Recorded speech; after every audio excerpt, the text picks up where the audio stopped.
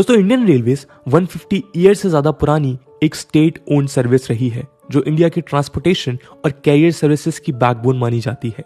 India के social और economic development में एक अहम भूमिका निभाते हुए जहां रेलवेज ने एक की रोल प्ले किया है, वहीं रेलवेज की सर्विसेज को अपग्रेड, प्रोफेशनलाइज, यूजर फ्रेंडली और कन्वीनियंट बनाने के लिए गवर्नमेंट ने IRCTC को इंडियन रेलवेज के एक एक्सटेंडेड आर्म की तरह डेवलप किया है।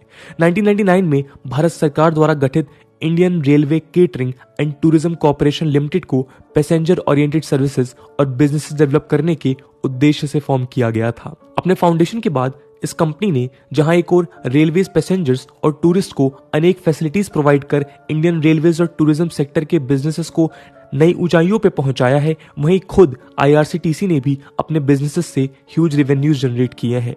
केवल लास्ट सितंबर 2021 में एंड हुए क्वार्टर ईयर रेवेन्यू की बात की जाए तो IRCTC ने लगभग 160 करोड़ की नेट प्रॉफिट अर्न की है।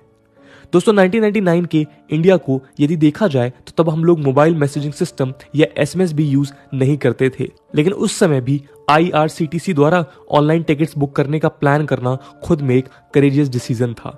इंडिया जैसी डेवलपिंग कंट्री में जहां कंप्यूटर्स का यूज भी प्रेवलेंट नहीं था, वहां ई-टिकटिंग और पैन इंडिया बुकिंग प्रोवाइड करना IRCTC के लिए एक चैलेंज साबित होने वाला था।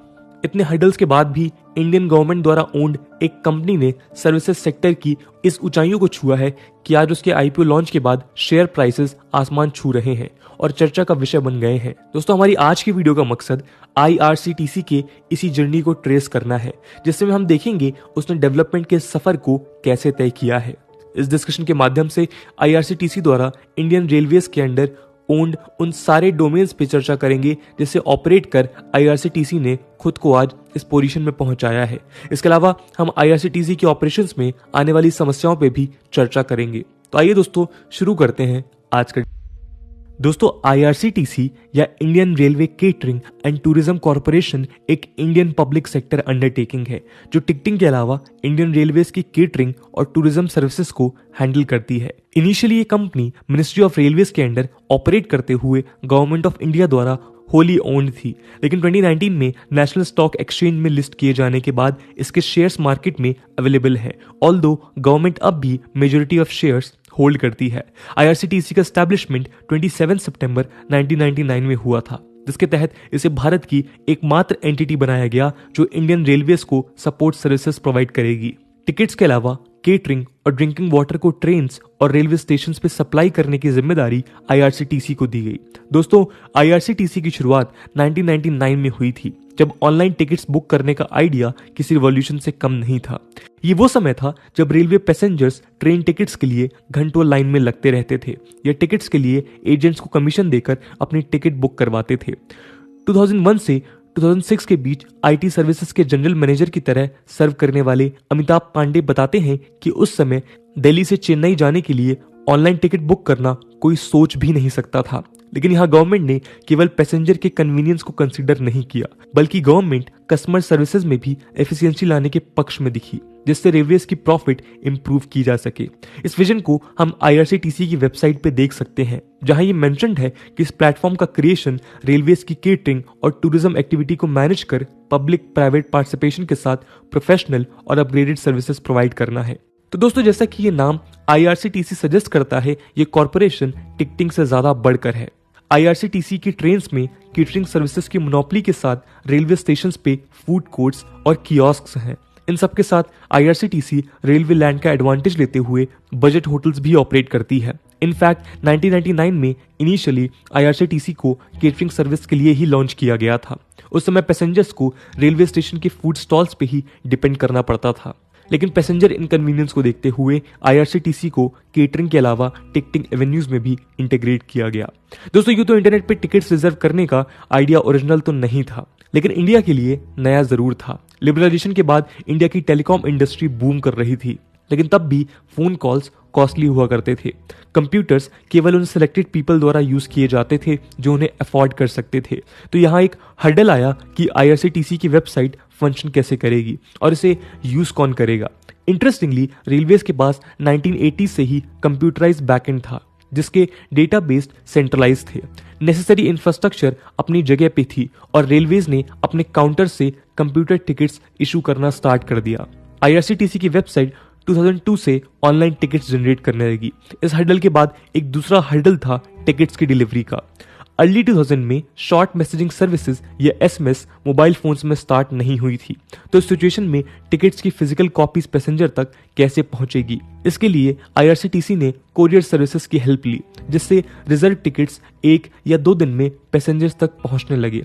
दोस्तों, आईआरसीटीसी ने ईयर बाय ईयर सक्सेस की नई ऊंचाइयों को देखा और मई 2008 में गवर्नमेंट ने इसके पोटेंशियल को देखते हुए इसे एक मिनी रत्न पब्लिक कॉर्पोरेशन की तरह क्लासिफाई किया, जिसे एक सर्टेन डिग्री की फाइनेंशियल ऑटोनॉमी प्रोवाइड की गई। दोस्तों, आइए अगले सेक्शन में आईआरसीटीसी द्वारा ऑफर्ड सर्विसेज पे हम चर्चा करते हैं। दोस्तों, आईआरसीटीसी अपनी वेबसाइट के through internet based ticket booking facility provide करती है, जिसे मोबाइल फोन से वाईफाई, जीपीआरएस और एसएमएस द्वारा भी बुक किया जा सकता है। आईआरसीटीसी पैसेंजर्स को एसएमएस फैसिलिटी के माध्यम से पीएनआर स्टेटस के अलावा लाइव ट्रेन स्टेटस की जानकारी भी प्रोवाइड करती है। ऑनलाइन ई टिकट्स के अलावा आईआरसीटीसी पैसेंजर्स को आई टिकट्स भी प्रोवाइड करती है, जो बेसिकली रेगुलर टिकट्स की तरह होते हैं, लेकिन उन्हें ऑनलाइन बुक कर पोस्ट द्वारा डिलीवर किया जाता है। सब अर्बन रेलवेज के कंप्यूटर्स इस प्लेटफॉर्म की वेबसाइट से सीजन टिकट्स भी बुक कर सकते हैं। आईआरसीटीसी ने 2019 में शुभ यात्रा नाम की एक लॉयल्टी प्रोग्राम भी लॉन्च की है, जिसके तहत फ्रीक्वेंट ट्रैवलर्स एक अपफ्रंट एनुअल फी देकर सारे टिकट्स पे डिस्काउंट अवेल कर सकते हैं। ई टिकट्स को बुक करने की प्रोसेस को ईजियर बनाते हुए आईआरसीटीसी ने 2013 से रोलिंग डिपॉजिट स्कीम भी प्रोवाइड की है, जिसके तहत पैसेंजर्स आईआरसीटीसी के पास एडवांस में पैसे डिपॉजिट कर सीट्स रिजर्व कर सकते हैं। ऑनलाइन रिजर्वेशन डोमेन में आईआरसीटीसी ने फ्लाइट्स और होटल बुकिंग फैसिलिटीज भी आज इंटीग्रेट कर ली है। अगस्त 2021 में आईआरसीटीसी ने अनरिजर्व टिकट्स के साथ ट्रैवल करने वाले पैसेंजर्स के लिए स्मार्ट कार्ड सिस्टम भी इंट्रोड्यूस किया है, जिससे वो बिना लंबी लाइन में लगे रेलवे स्टेशन पे परचेज कर सकते हैं। इन स्मार्ट कार्ड्स को जर्नी फेयर के अकॉर्डिंग ऑनलाइन रिचार्ज किया जा सकता है। इसके अलावा तत्काल स्कीम के तहत पैसेंजर्स को अपनी जर्नी शॉर्ट नोटिस पे प्लान करते हैं तो वो ऑलमोस्ट सारी मेल या एक्सप्रेस ट्रेन्स पे टिकट्स बुक कर सकते हैं। एसी और नॉन एसी कोचेस की बुकिंग के लिए सेपरेट स्टार्टिंग टाइम प्रोवाइड कर आईआरसीटीसी ट्रेन डिपार्चर के एक दिन पहले ही टिकट बुक करने की फैसिलिटी प्रोवाइड करता है। दोस्तों, आईआरसीटीसी ने पेंट्री कार्ड्स इंट्रोड्यूस कर लॉन्ग और मीडियम डिस्टेंस ट्रेन्स में फ्रेशली कुक्ड फूड पैसेंजर्स को केटर करती है। आईआरसीटीसी को इंडियन रेलवेज द्वारा ऑपरेटेड सारे ट्रेन्स पे ऑनबोर्ड केटरिंग की मोनोपोली हासिल है। इसके अलावा फूड प्लाजाज, जन आहार कैफेटेरियाज और रिफ्रेशमेंट रूम्स जैसी सर्विसेज आईआरसीटीसी द्वारा कई रेलवे स्टेशंस पे प्रोवाइड की जाती हैं। 2014 से आईआरसीटीसी ने ई केटरिंग सर्विसेज भी स्टार्ट की है, जिससे पैसेंजर्स आईआरसीटीसी के पार्टनर रेस्टोरेंट से ऑनलाइन फूड ऑर्डर कर अपनी सीट पे डिलीवर करवा सकते हैं। इन सब के साथ आईआरसीटीसी देश के हर मेजर रेलवे स्टेशंस पे air condition waiting lounges, retiring rooms और प्राइवेट एंटिटीज के साथ पार्टनरशिप कर बजट होटल्स भी प्रोवाइड करती हैं। इसके अलावा आईआरसीटीसी रेल नीर नाम की एक बॉटल वाटर ब्रांड फॉर्म को ओन करती है, जिसे ट्रेन्स और रेलवे स्टेशंस पे सेल किया जाता है। दोस्तों, आईआरसीटीसी डोमेस्टिक और फॉरेन टूरिस्ट के लिए बजट और डीलक्स पैकेज टूर्स ऑर्गेनाइज करती है। आईआरसीटीसी द्वारा लॉन्च बजट टूरिस्ट के अनेक पैकेजेस में से एक भारत दर्शन है, जिसके तहत पूरे इंडिया के इंपॉर्टेंट टूरिस्ट डेस्टिनेशंस को कवर किया जाता है। इसके अलावा लग्जरी टूरिज्म पैकेजेस के साथ स्पेशल लग्जरी ट्रेन्स जैसे बुद्धिस्ट सर्किट ट्रेन और महाराजा एक्सप्रेस ऑपरेट किए जाते हैं। कन्वेंशनल टूरिज्म के साथ IRCTC adventure tourism packages provide करती है, जिसमें water sports, adventure, wild life tracks इत्यादि शामिल है। आईआरसीटीसी ने टूरिज्म के रिक्वायरमेंट के अनुसार टूर्स कस्टमाइज करने के ऑप्शंस भी प्रोवाइड किए हैं। हाल ही में इंडियन रेलवेज ने रेल टूरिज्म इंडिया नाम की एक न्यू वेंचर लॉन्च की है, जो यूजर्स को केटरिंग और टूरिज्म पैकेजेस डायरेक्टली डिलीवर कर सकें। दोस्तों, आईआरसीटीसी प्राइवेट प्लेयर के तौर पे कई एक्सप्रेस ट्रेन्स भी आज के समय में रन कर रही है। Lucknow new Delhi Tejas express, Ahmedabad Mumbai central तेजस एक्सप्रेस और काशी महाकाल हमसफर एक्सप्रेस जैसी प्राइवेट ट्रेन्स आज आईआरसीटीसी द्वारा ऑपरेट की जा रही हैं। इसके अलावा रिसेंटली आईआरसीटीसी और भारत हैवी इलेक्ट्रिकल्स भेल आपस में स्पेशल पर्पसेस व्हीकल्स या एसपीवी के थ्रू प्राइवेट ट्रेन्स के नंबर इंक्रीज करने की चर्चा कर रही हैं। दोस्तों 2021 में यदि देखा जाए तो IRCTC ने अपनी ज्यादातर प्रॉफिट ई टिकटिंग और केटरिंग बिजनेसेस से अर्न किया है। जहां ई टिकटिंग ने IRCTC को उसके 63% रेवेन्यूज प्रोवाइड किए हैं, वहीं केटरिंग सर्विसेज की मदद से IRCTC ने 22% रेवेन्यूज अर्न किए हैं। टूरिज्म और ट्रैवल सर्विसेज ने 7% रेवेन्यू और पैकेज वाटर ने IRCTC को 8% रेवेन्यू प्रोवाइड किया है। दोस्तों आज इस कॉर्पोरेशन की वर्थ $460 मिलियन है। यदि फाइनेंशियल ईयर्स के टर्म्स में देखा जाए तो 2021 से 22 फाइनेंशियल ईयर के सेकंड क्वार्टर में IRCTC ने 5 फोल्ड इंक्रीज के साथ 154.83 करोड़ की नेट प्रॉफिट अर्न की है। IRCTC ने 1999 में लॉन्च के बाद से इंडियन गवर्नमेंट के लिए एक अल्टीमेट रेवेन्यू प्रोवाइडर का काम किया है। इस प्रॉफिट को इंश्योर करने के लिए IRCTC ने ऑल ओवर इंडिया अपने बेसेस एक्सपैंड किए हैं। नगलोई, दानापुर, अमेठी, नागपुर समेत पूरे भारत में आज IRCTC के 14 रेल नीर प्लांट्स ऑपरेट होते हैं। इसके अलावा न्यू दिल्ली, पटना, मुंबई, हावड़ा, सिकंदराबाद और चेन्नई समेत 11 बेस्ड किचन्स की मदद से IRCTC अपने केटरिंग बिजनेस को सपोर्ट करती है।